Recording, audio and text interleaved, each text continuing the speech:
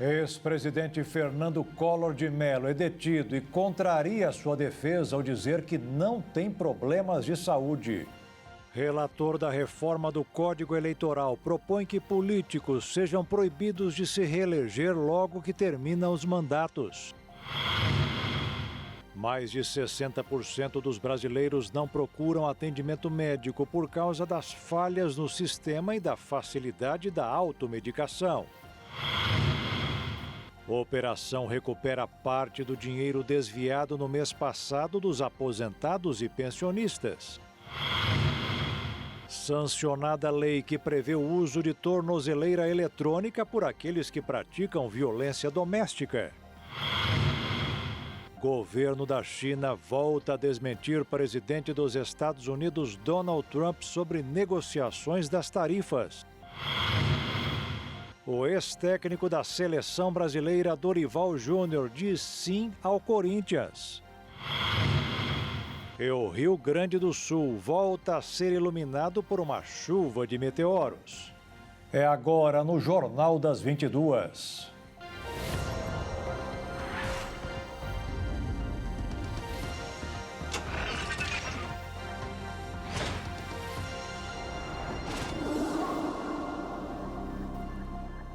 Olá, boa noite. O ex-presidente Fernando Collor de Mello vai ficar em uma cela especial do Presídio de Maceió, em Alagoas. Além de Luiz Inácio Lula da Silva e Michel Temer, foi o terceiro ex-presidente detido depois da redemocratização do país.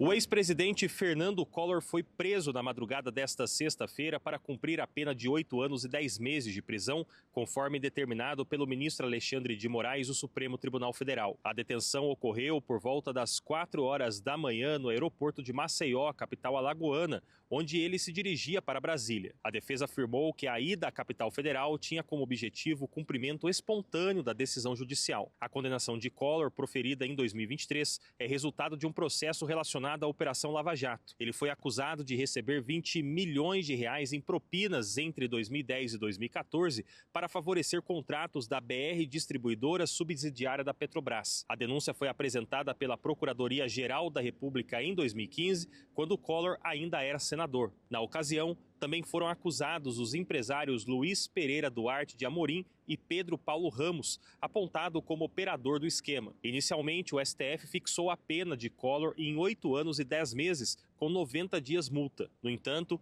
a defesa apresentou uma série de recursos buscando a revisão da sentença, especialmente da parte relacionada ao crime de corrupção passiva, cuja pena somava 4 anos e 4 meses. Em junho de 2024, o ministro Dias Toffoli chegou a propor a redução dessa pena, mas o voto não foi suficiente para alterar a decisão final. O ministro Alexandre de Moraes rejeitou os últimos recursos apresentados pela defesa e ordenou o início imediato do cumprimento da pena, classificando os argumentos como repetitivos e meramente protelatórios.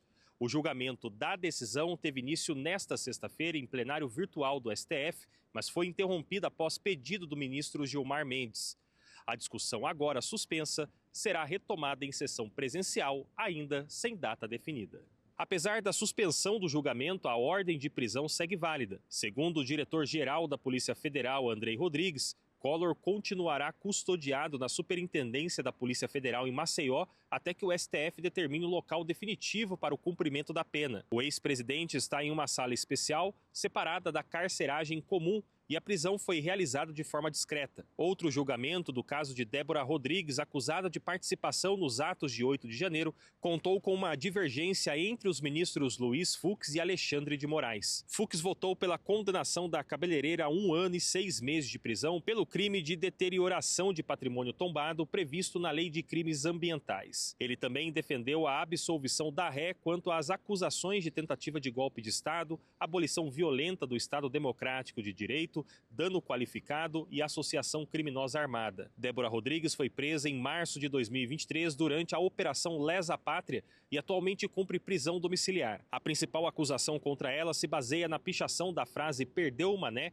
com batom na estátua à Justiça, localizada na Praça dos Três Poderes, em Brasília. Apesar do episódio da pichação estar diretamente ligado à denúncia apresentada pela Procuradoria-Geral da República, Débora responde por 5 crimes do processo, incluindo tentativa de golpe de Estado e associação criminosa. O julgamento foi suspenso no mês passado a pedido de Fux, que alegou a necessidade de analisar o contexto do caso com mais profundidade. Em declarações recentes, o ministro destacou que parte das decisões tomadas após os eventos de 8 de janeiro ocorreram sob forte comoção. Segundo ele, isso justificaria a reavaliação de penas consideradas desproporcionais.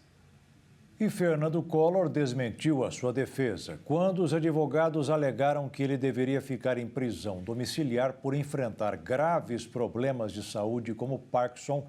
O ex-presidente foi enfático. Disse que não tem nada. O senhor tem alguma doença? Faz uso de algum medicamento de uso contínuo? Não. Já respondeu algum outro processo criminal? Que tenha sido sim. Condenado? Não, condenado não. Tá.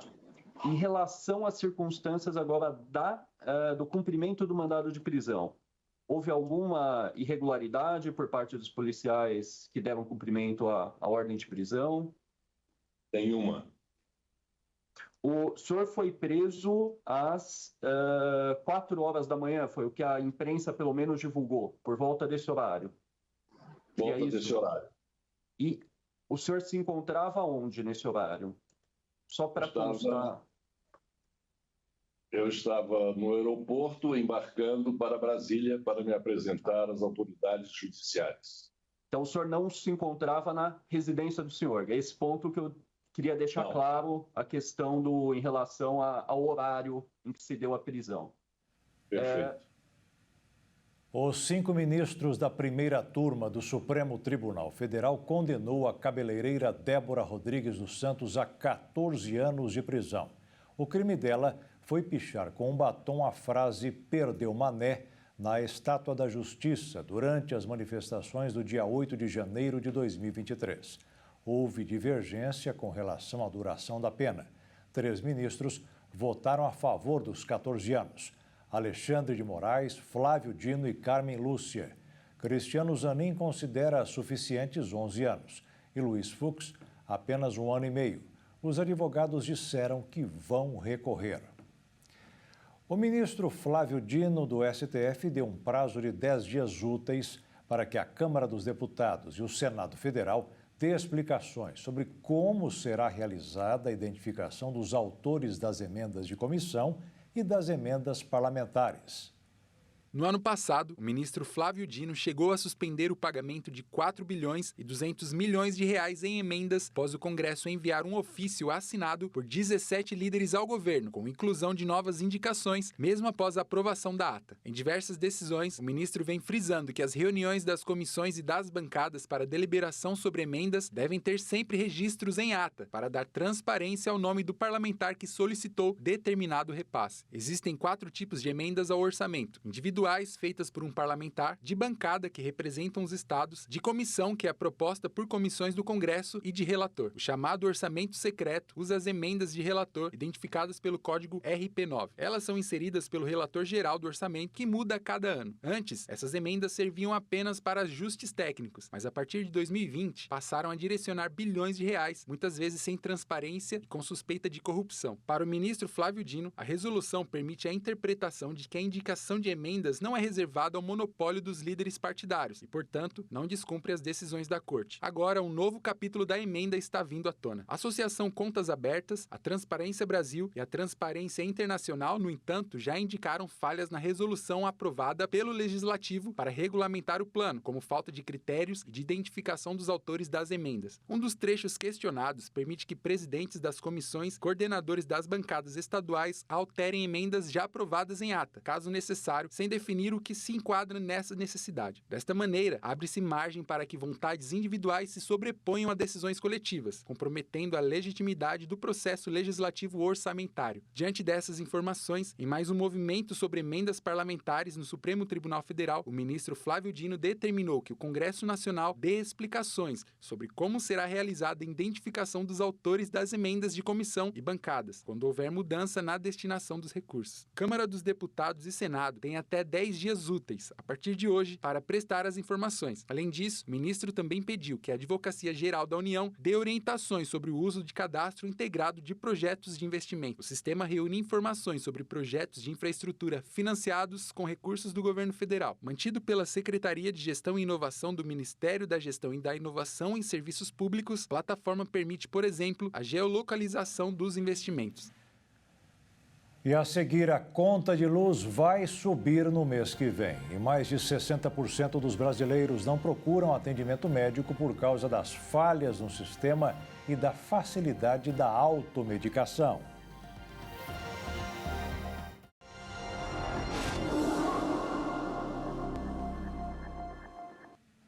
A maioria dos brasileiros não procura atendimento médico. O diagnóstico é de um levantamento nacional que apontou os principais motivos para o comportamento. A falha quase geral no sistema. E como isso acontece, mesmo sendo perigoso, a alternativa tem sido a automedicação. Um estudo realizado pelas organizações Vital Estratégias e Humani, em parceria com a Universidade Federal de Pelotas, revelou um cenário preocupante no acesso à saúde pública no Brasil. De acordo com o levantamento, 62,3% da população que precisou de atendimento médico deixou de buscar ajuda. Entre os principais motivos estão a superlotação dos hospitais, a demora no atendimento, a burocracia nos encaminhamentos, o uso de automedicação e a percepção de que o problema de saúde não era grave. A pesquisa integra o projeto Mais Dados, Mais Saúde, que pretende realizar análises periódicas sobre temas ligados à saúde brasileira. O estudo ouviu 2.458 pessoas com 18 anos ou mais, de todas as regiões do país, usuárias tanto da rede pública quanto da rede privada. Os dados chamam a atenção para o impacto da estrutura precária do SUS, que ainda enfrenta dificuldades como a escassez de profissionais, equipamentos e agilidade nos atendimentos. Dos entrevistados que tentaram acessar o sistema de saúde, 40,5% relataram não ter conseguido o atendimento. As dificuldades apontadas vão desde o tempo excessivo de espera até a falta de recursos básicos, como equipamentos e profissionais capacitados. Para os especialistas, esse conjunto de obstáculos compromete a qualidade do cuidado e afasta a população de uma assistência médica contínua e preventiva. Apesar das críticas em relação ao acesso, o levantamento também trouxe pontos positivos sobre a qualidade do serviço prestado nas consultas realizadas. 6 dos 8 aspectos avaliados foram bem classificados pelos usuários, como a privacidade, o entendimento das explicações, a confiança dos profissionais, a possibilidade de tirar dúvidas, a participação nas decisões sobre o tratamento e o tempo de duração da consulta. Os resultados reforçam a urgência de investir em políticas públicas que melhorem a eficiência do atendimento e reduzam as barreiras enfrentadas pela população. Para os idealizadores do estudo, os dados são ferramentas importantes para orientar decisões e ações que promovam a dignidade e a totalidade na saúde, fortalecendo o sistema e aproximando os cidadãos do cuidado necessário. Uma operação da Polícia Federal apreendeu mais de 40 milhões de reais em bens e dinheiro desviados pelo esquema de fraudes dos descontos das pensões e aposentadorias do INSS. A operação Sem Desconto foi realizada contra um esquema de fraudes em descontos no INSS. A Polícia Federal apreendeu 41 milhões de reais em bens e dinheiro, veículos avaliados em mais de 34 milhões de reais, além de joias estimadas em quase 730 mil reais e mais de 1,5 milhão de reais em moeda estrangeira e brasileira em espécie. A quantia exata dos valores desviados ainda será apurada. A operação moveu 700 policiais federais em 13 estados, onde foram cumpridos 221 mandados de busca e apreensão e sequestro de bens em mais de R$1 bilhão. As buscas também incluíram o gabinete e residência do presidente do INSS, Alessandro Stefanucci, que foi demitido do cargo após a investigação. O esquema falsificava a assinatura de aposentados, realizando descontos de mensalidades diretamente na folha do pagamento dos beneficiários. A ferramenta de descontos foi suspensa. O Instituto irá devolver os valores descontados do mês de abril diretamente na folha do aposentado, na próxima folha de pagamento entre os dias 26 de maio e 6 de junho. Pelo segundo mês seguido, a prévia da inflação desacelerou. O IPCA 15 de abril foi de 0,43%. Segundo o IBGE, o que mais pesou no índice foi o preço dos alimentos, com destaque para o tomate, que aumentou 32%. Na contramão, ficaram os gastos com transporte, principalmente o preço das passagens aéreas. Apesar da baixa, o acumulado em 12 meses subiu para 5,49%, bem acima do teto da meta. Declarações de dirigentes do FMI, do Banco Mundial e até do Banco Central do Brasil sinalizaram que o ciclo da alta das taxas de juros pode ter chegado ao fim no país. Motivo para o mercado financeiro terminar a semana em estabilidade, sem maiores preocupações com o que está acontecendo no exterior. Por isso, o dólar terminou o dia cotado igual ontem, R$ 5,68, e a Bolsa de Valores de São Paulo subiu apenas 0,12%, aos 134.739 pontos, o nível mais alto desde setembro do ano passado. A conta de luz do brasileiro vai ficar mais cara em maio. Depois de 5 meses com bandeira verde, a Agência Nacional de Energia Elétrica decidiu acionar a amarela.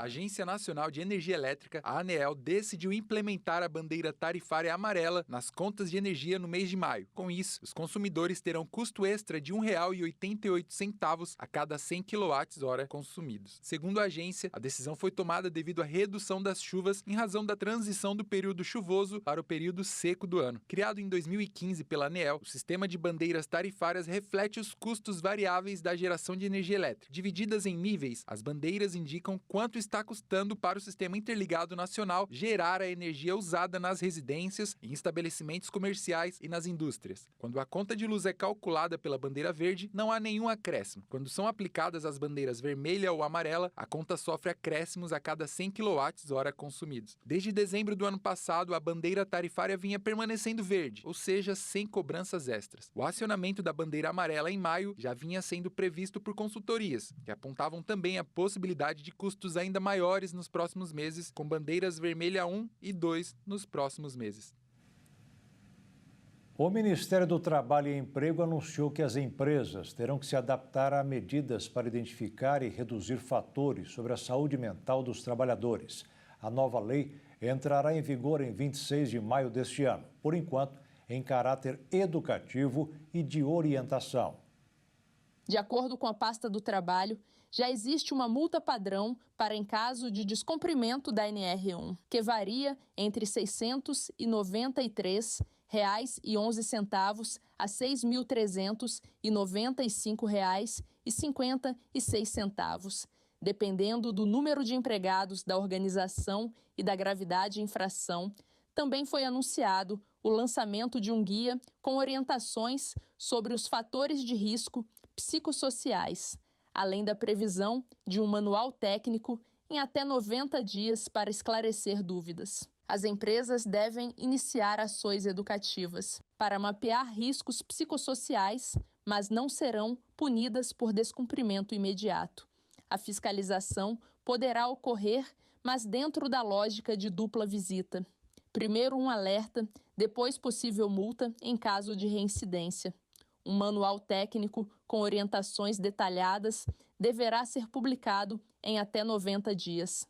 Especialistas apontam que o adiamento da adoção das medidas pode prolongar um cenário já crítico em termos de saúde mental no trabalho e que pode deixar brecha para desengajar empregadores que tendem a riscar da agenda a pauta, retomando-a apenas quando a multa passar a valer. E a seguir, relator da reforma do Código Eleitoral propõe que políticos sejam proibidos de se reeleger logo que terminam os mandatos. E foi sancionada a lei que prevê o uso de tornozeleira eletrônica por aqueles que praticam violência doméstica.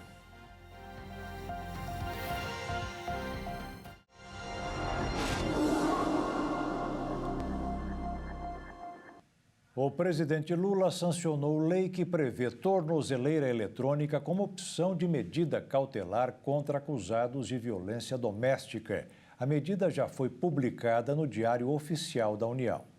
A nova lei altera o texto da Lei Maria da Penha para acrescentar medidas protetivas de urgência. Também foi modificado um trecho para permitir que a polícia seja alertada em caso de aproximação do infrator. Também foram sancionadas 2 leis para a proteção das mulheres. Uma prevê o aumento da pena para crimes de violência psicológica praticada com auxílio de inteligência artificial, como a criação ou manipulação de imagens da vítima. No caso, a pena de reclusão, que era de 6 meses a 2 anos, será de 9 meses até 3 anos. A nova lei alterou também o Código Penal do Brasil para definir como psicológica toda conduta que cause danos emocionais às mulheres. Outra lei sancionada proíbe a discriminação para a concessão de bolsas acadêmicas a estudantes e pesquisadores por motivo de gestação, parto, nascimento de filho, processo de adoção ou obtenção de guarda judicial para fins de adoção. Em caso de licença maternidade, o período de avaliação da produtividade científica será estendido por 2 anos, além do prazo originalmente previsto. Os agentes públicos que praticarem condutas discriminatórias estarão sujeitos a sanções administrativas. O brasileiro Jorge Santos, ex-deputado nos Estados Unidos, foi hoje condenado a 7 anos de prisão. Filho de brasileiros, ele foi eleito como deputado pelo Partido Republicano, mas cassado no ano seguinte. Ele admitiu que roubou a identidade de mais de 10 pessoas, incluindo familiares, para financiar sua campanha vitoriosa. Jorge Santos foi declarado culpado no ano passado por roubo de identidade, fraude eletrônica e corrupção. O ex-deputado deverá pagar quase $400 mil em restituição, o equivalente a mais de 2 milhões de reais. Uma juíza foi presa pela Polícia Federal dos Estados Unidos por obstruir a prisão de um imigrante.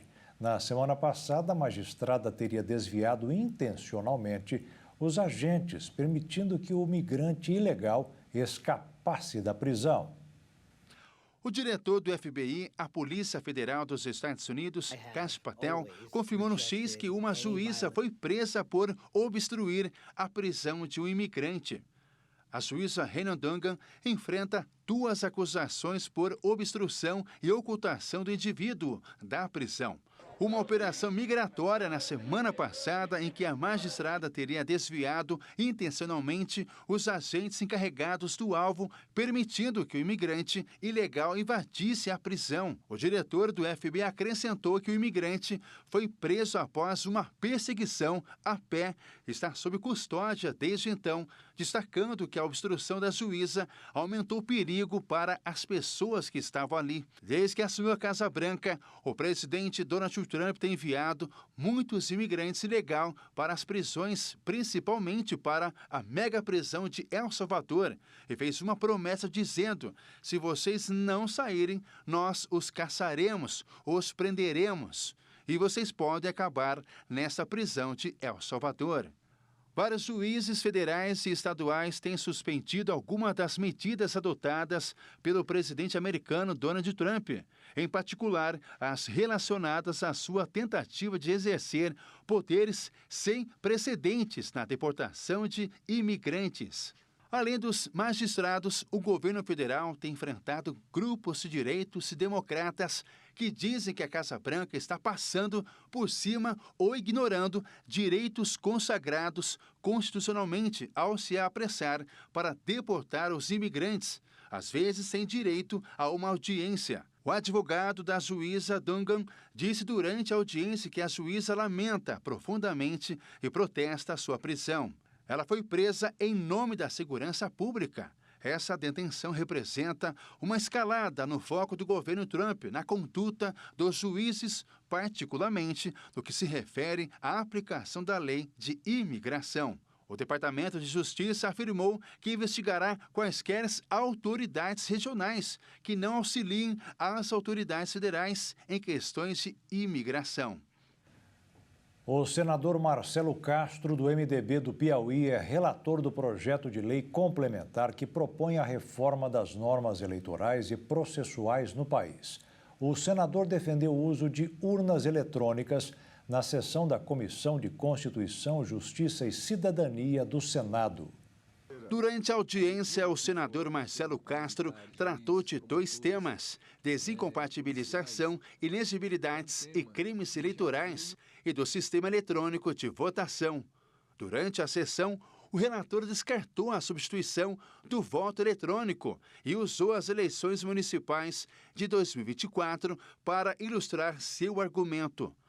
O senador defendeu as urnas eletrônicas e disse que nas eleições municipais teve mais de 400 mil candidatos a prefeito e vereador. Quase 400 mil perderam a eleição e uma pequena parcela ganhou.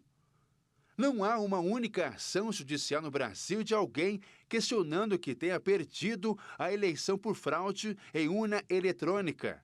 De acordo com o relator Marcelo Castro, a insegurança do processo eleitoral ocorria na época do voto impresso, quando havia denúncias e ações judiciais discordando dos resultados.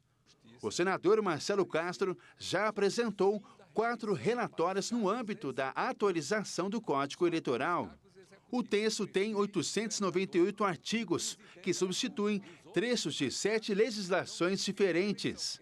Um deles propõe o fim da reeleição para presidente, governador e prefeito, além de aumentar os mandatos no executivo de 4 para 5 anos, a partir de 2026. No entanto, a votação da proposta foi adiada para a próxima semana. De acordo com o Senado Federal, o novo código terá 23 livros para regulamentar temas como crimes eleitorais, cassação, pesquisas eleitorais, propaganda política, financiamento e prestação de contas e atuação de observadores eleitorais. Um dos exemplos do novo Código Eleitoral em discussão na Comissão da Constituição e Justiça é a quarentena para militares e policiais que desejarem se candidatar.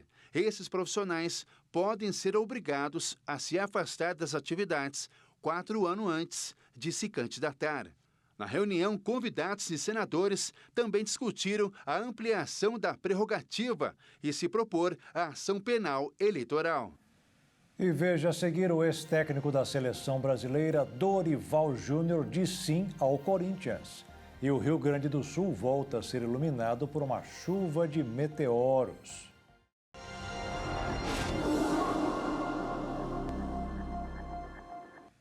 A China e os Estados Unidos continuam em negociações sobre as tarifas de importação entre os dois países.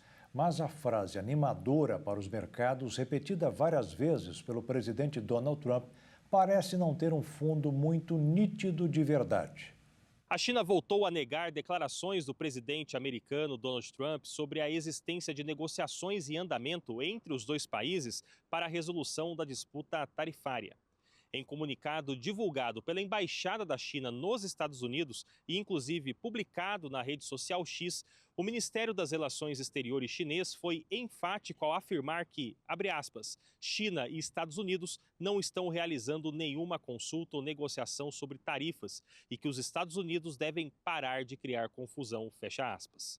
Mais cedo, em entrevista concedida à revista Time, Trump havia afirmado que teria conversado por telefone com o presidente chinês Xi Jinping para tratar da guerra tarifária entre as duas maiores economias do mundo.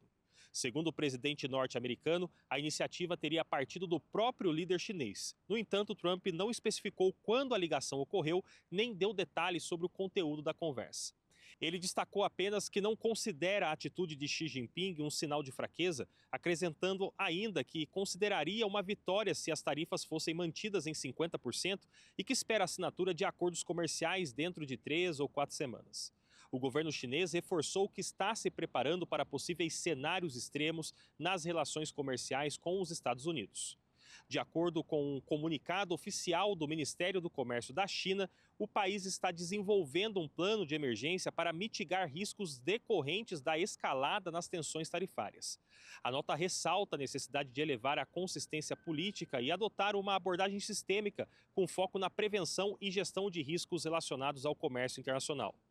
Em resposta às medidas dos Estados Unidos, o governo chinês anunciou isenções tarifárias específicas para certos produtos norte-americanos. Autoridades chinesas pediram às empresas que identifiquem quais itens são essenciais e que precisam de isenção das tarifas de 125%. Ao mesmo tempo, Pequim reiterou o compromisso de apoiar empresas e trabalhadores afetados pelos efeitos das medidas tarifárias, orientando o país a se preparar para enfrentar os cenários mais adversos. A intensificação do confronto comercial entre os dois países se agravou com a imposição de tarifas adicionais pelos Estados Unidos sobre produtos chineses, que chegaram a até 145% e, em alguns casos, motivadas por alegações de práticas comerciais consideradas desleais. Em contrapartida, a China respondeu com novas tarifas de 125% sobre produtos americanos, aumentando a tensão entre as duas potências. Em uma entrevista à revista Time, o presidente dos Estados Unidos, Donald Trump, disse que o Brasil se tornou um país rico ao cobrar tarifas sobre os produtos norte-americanos. Donald Trump destacou que, assim como a China, outros países como a Índia e o Brasil também utilizam tarifas altas como forma de sustentar suas economias. O presidente americano disse que consideraria uma vitória total caso as altas tarifas de importação permaneçam em vigor daqui a um ano.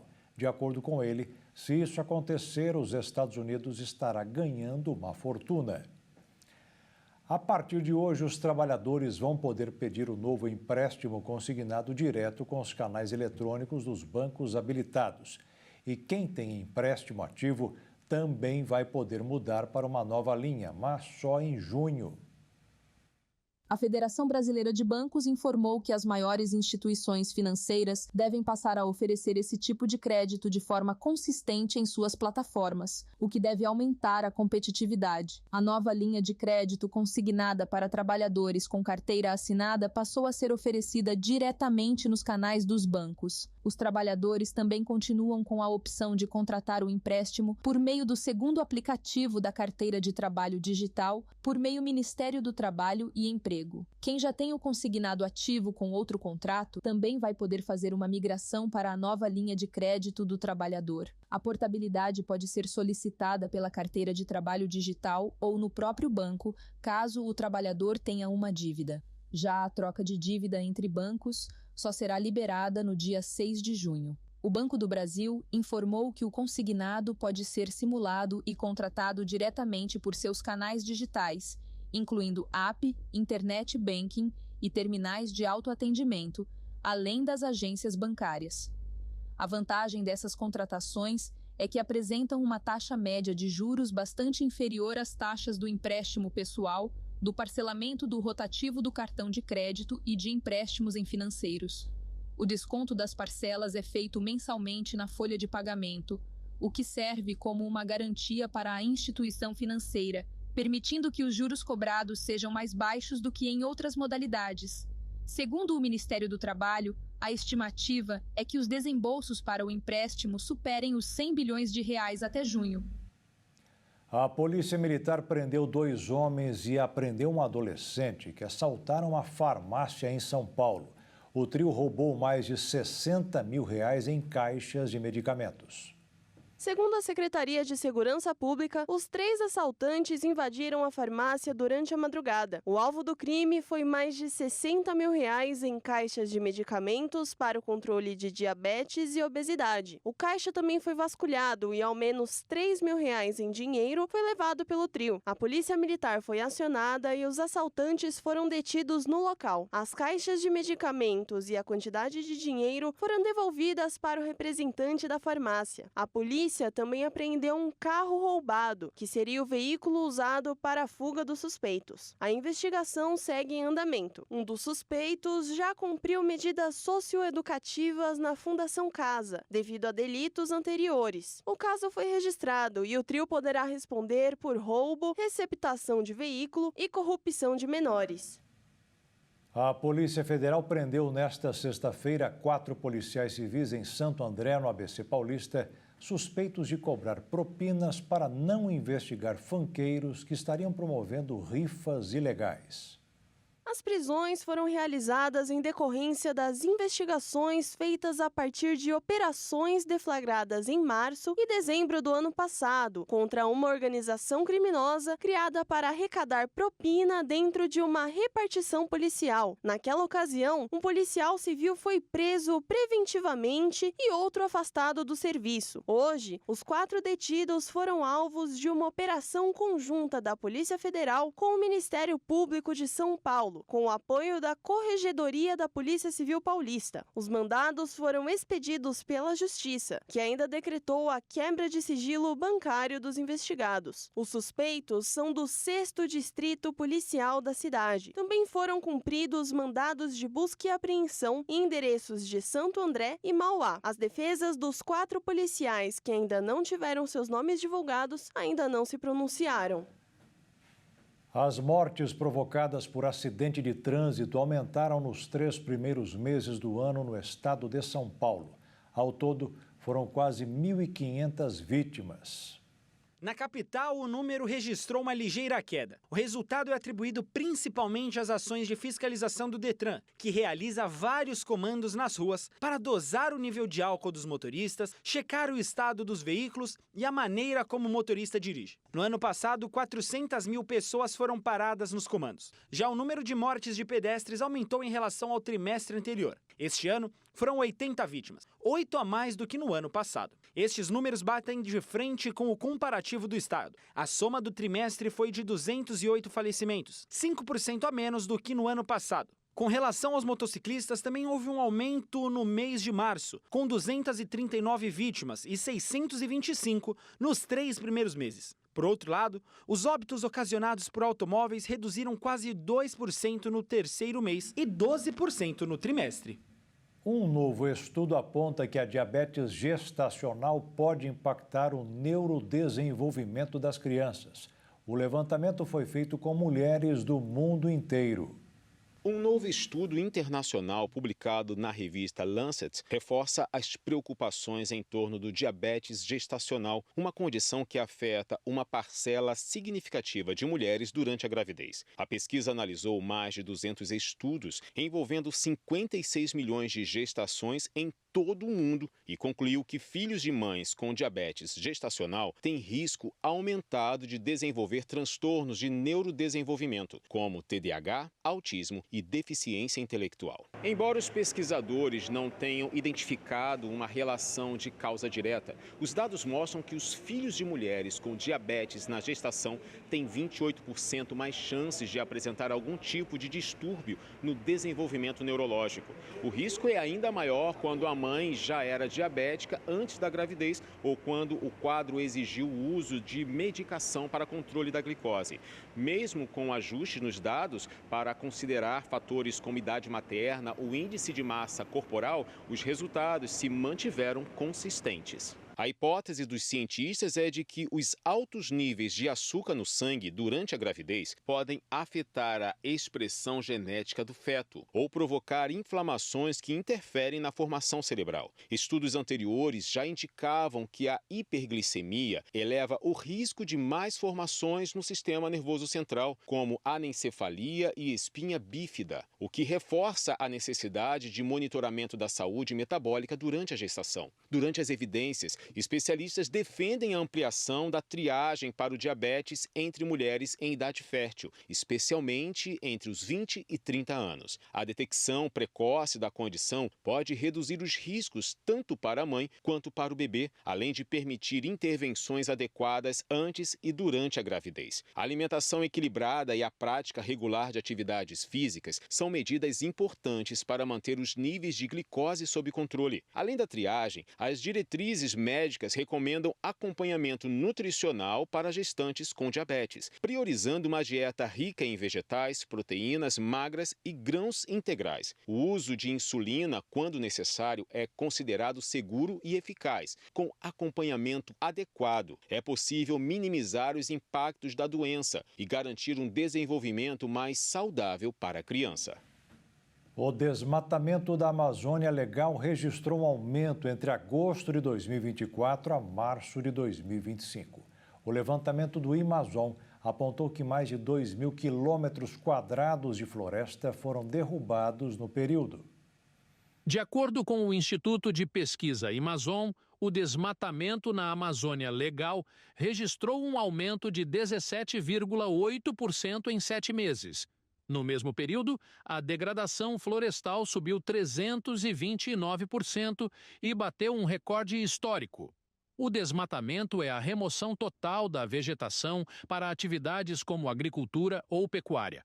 Já a degradação ocorre quando há danos parciais na floresta, como as queimadas ou extração de madeira. As imagens de satélite do Imazon mostraram que a derrubada passou de 1.948 quilômetros quadrados no período anterior para 2.296 quilômetros quadrados no calendário de chuvas no bioma. Somente em março deste ano, o desmatamento na Amazônia Legal registrou um crescimento de 35% em relação ao mesmo mês de 2024. Já o aumento significativo na degradação se deu por causa das grandes áreas atingidas por queimadas nos meses de setembro e outubro do ano passado. Mas neste ano a degradação da Amazônia Legal teve uma redução de 90% em relação ao mesmo mês do ano passado. Depois de muitas negociações, finalmente o ex-técnico da seleção brasileira, Dorival Júnior, aceitou a oferta para comandar o Corinthians. Ele vai ficar no lugar do argentino Ramon Dias. Após longas negociações, Dorival Júnior, de 63 anos, aceitou a proposta feita pelo Corinthians para se tornar treinador da equipe. A reunião foi feita na manhã de sexta-feira. Dorival não assumiu nenhuma equipe desde que foi demitido da seleção brasileira em 28 de março. O contrato terá validade até o fim de 2026 e o treinador ainda não deve estar à frente da equipe contra o Flamengo no domingo. Porém, sua estreia será contra o Novo Horizontino pela Copa do Brasil na próxima quarta-feira. A negociação se estendeu durante muito tempo. Dorival recebeu visita de Fabinho Soldado, que é o executivo de futebol, lá em Santa Catarina. O Corinthians chegou a fechar com Tite. O comandante chegaria a treinar a equipe na manhã de terça-feira. Porém, após passar por uma crise de ansiedade, o técnico anunciou uma pausa na carreira para cuidar da saúde mental. Dorival não pretendia voltar a aceitar ofertas tão cedo, tanto que negou qualquer envolvimento com o Santos ou com o São Paulo. Dorival teve um término não muito bom na seleção. Isso porque sua demissão veio após a goleada por 4-1 contra a Argentina. Ao todo, foram 14 meses, ou seja, 1 ano e 2 meses, no comando da seleção canarinha. Antes da seleção, Dorival assumiu o Flamengo e o São Paulo, onde em 2023 fez com que a equipe paulista levasse o título inédito da Copa do Brasil. Um espetáculo astronômico foi registrado nesta madrugada no céu do Rio Grande do Sul, uma chuva de meteoros. E o show vai continuar. Uma chuva de meteoros foi registrada na madrugada desta terça-feira aqui no Rio Grande do Sul. As imagens do espetáculo astronômico foram captadas pelas câmeras de um observatório espacial localizado em Taquara, na região metropolitana de Porto Alegre. O fenômeno aconteceu após a Terra passar por detritos que foram deixados por um cometa. Os meteoros foram classificados como líridas, que se caracterizam por serem rápidos e brilhantes e levam este nome por acontecer próximo à constelação de Lira. De acordo com informações do observatório, a taxa foi de em média 12 meteoros por hora. Ao todo, 20 câmeras de monitoramento foram utilizadas para registrar esse fenômeno, proporcionando imagens detalhadas. E olha só que interessante, o auge dessa chuva de meteoros foi atingido nessa madrugada, mas ainda dá tempo de testemunhar esse show da natureza que segue visível até o dia 30 de abril. Então fica aqui a dica para você ficar atento e conseguir contemplar esse fenômeno. O missionário R.R. Soares esteve em Lisboa, em Portugal, onde realizou um culto cheio de unção nesta sexta-feira. E a campanha pelo continente europeu não para. Amanhã, o missionário estará em Roma, na Itália, e no domingo, dia 27, em Londres, na Inglaterra. O missionário R.R. Soares estará na Itália neste sábado, dia 26 de abril. O endereço é Viale Marconi, número 698, é no Teatro Marconi, em Roma. O líder da Igreja Internacional da Graça de Deus está levando a palavra de Deus a várias nações do continente europeu nesse mês de abril. Nesses dias, Deus tem operado grandes milagres na vida de muitas pessoas, por onde o missionário R.R. Soares já passou, e com certeza na Itália não será diferente. Você está convidado para receber a sua bênção. Entrou no coração paixão proibida, tem que tirar. Para as pessoas que estão no Brasil ou em outras partes do mundo, pode acompanhar o missionário R.R. Soares pregando o Evangelho de Deus pela HIT TV a partir das 10 horas da manhã, no horário de Brasília. Já no domingo, dia 27 de abril, o missionário R.R. Soares estará em Londres, capital da Inglaterra, levando a palavra de Deus a todos. Para quem está em Londres, o endereço onde o culto será realizado é Event Hall at Queensgate House, 6567, Queensgate, London, SW7, 5JS, com transmissão da HIT TV a partir das 7 horas da manhã, no horário de Brasília. Você pode acompanhar o culto ao vivo também pelo Facebook do missionário R.R. Soares. Você também pode receber as bênçãos de Deus na sua vida. Nós vimos nessa semana, esses dias, hoje é a 12ª reunião aqui na Europa que eu fiz. Comecei no dia 14 e hoje já estou fazendo a 12ª. Vou fazer amanhã em Roma e depois em Londres, serão 14 reuniões. E Deus fez grandes maravilhas, uma coisa linda mesmo. Teve uma cidade, que eu não sei se foi Paris, tinha uma senhora bem gordinha, com um negócio aqui no nariz, com aquele oxigênio, e ela não podia andar. Era o filho e o marido que ajudavam ela a andar. Na hora, antes de terminar, eu passei no banho do povo orando, pedi todo mundo ficar orando, começaram. Eu passei, só pus a mão na cabeça, eu disse, seu mal, sai dessa senhora agora. Vai escutando. Aí eu passei, continuei orando ali, o pastor Hilton assumiu, ali tinha a maioria era romeno e não sabia o português, então tinha que ele traduzir para eles ali. E na hora que eu saí, o pastor Hilton disse assim, a senhora aí, o missionário orou e disse que a bênção estava a senhora. Levanta e sai andando. A mulher levantou e saiu andando, completamente curada. Meu irmão, é muito lindo o que Deus está fazendo. Uma sociedade diferente. O comando dos golfinhos rotadores é das fêmeas. A espécie frequentemente vista em Fernando de Noronha é conhecida pelos seus verdadeiros saltos ornamentais. Podendo girar em torno de si mesmo até 6 vezes e chegando a 3 metros de altura, os saltos dos golfinhos rotadores de Fernando de Noronha são um comportamento utilizado para a comunicação entre eles, facilitando a caça ou até mesmo a identificação de perigos. Os padrões de saltos e batidas de partes do corpo na superfície do mar produzem turbulências características para o próximo golfinho entrar na água. O mamífero faz parte da subespécie Stenella longiroteris, conhecido como pantropical, e tem um corpo alongado e focinho longo. No Brasil, além do destaque no arquipélago de Fernando de Noronha, a espécie foi registrada desde o arquipélago de São Pedro até o Rio Grande do Sul. Segundo especialistas do projeto Golfinho Rotador, os golfinhos rotadores vivem na cadeia de montanhas submarinas de Fernando de Noronha, uma área com formato retangular que fica entre Fernando de Noronha, Atol das Rochas e o Banco Sírios, que fica localizado a 400 metros a leste de Noronha. Se deslocando por uma área de 700 quilômetros, os golfinhos podem atingir até 150 quilômetros de distância em um período de 24 horas, com velocidades médias de 5 quilômetros por hora na entrada de baias de descanso e 6 quilômetros na saída. Já quando estão em grupos, a velocidade pode chegar à máxima de 40 quilômetros por hora. Vivendo e interagindo em grupo, os golfinhos rotadores têm agrupamentos sociais muito fluidos, que podem variar de 3 a mais de 2.000 indivíduos, que se deslocam livremente entre diferentes círculos de companhia em questão de minutos, horas, dias ou semanas, apresentando um comportamento complexo, com diferentes sistemas de comunicação entre eles, como visual, tátil, químico-sensorial, sonoro e por atividade diária. Na família dos golfinhos, quem lidera é a mãe, uma fêmea mais velha.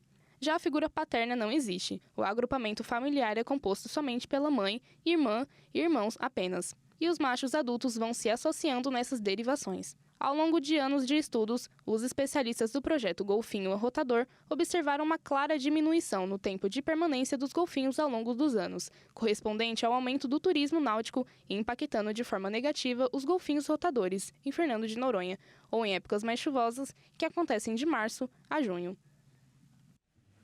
E o Jornal das 22 termina aqui. Uma boa noite para você, aproveite bem o final de semana e fique na paz. Tchau.